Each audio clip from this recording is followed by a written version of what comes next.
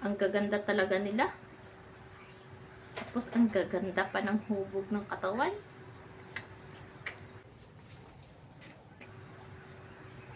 O hane, saan punta mo? Ah, sa palengke lang. Magbili lang ako ng isda na uulamin natin. Ano? Sa palengke ka lang pupunta? Tapos ganyan talaga yung itsura mo? Ikaw talaga? Maganda naman ah. Bagay niya sa akin eh. Para kang kaladkarin dun sa kalsada. Ay sus, ito na lang. Wala naman akong ibang maisusuot eh. Ah, basta. Ayaw kong ganyan yung suot mo. Marami ka pa namang damit dyan. Pumili ka na lang. Basta wag lang yan. Predo naman no. Ay sus, Marites, ako na lang ang maghahanap ng isusuot mo. Diyan ka lang. Kakainis naman itong si Fredo. Ang ganda-ganda na nga nitong suot ko. Oh. Ito? Diyos ko, pambahay naman ito.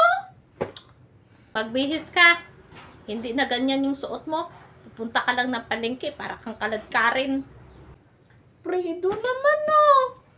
Huwag ka nang magreklamo. Bagay yan sa'yo. Fredo naman no. Gagawin pa talaga akong manang.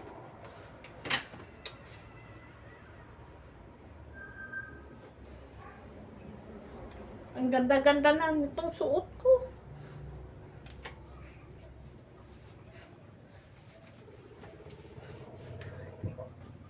Oh, tingnan mo, para akong manang. Oh, 'di ba maganda? Wait lang, may kulang pa. Oh.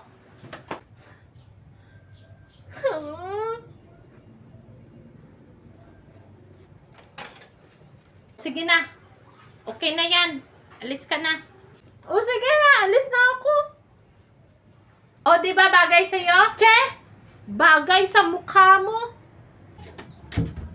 Kakainis naman itong si Fredo. Oh.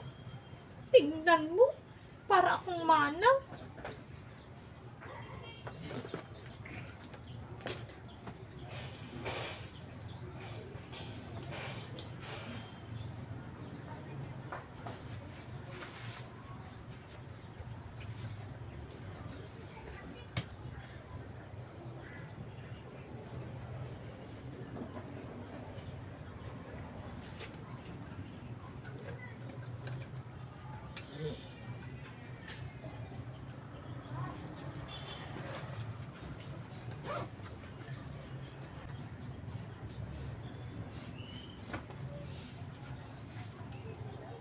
Akala mo ha?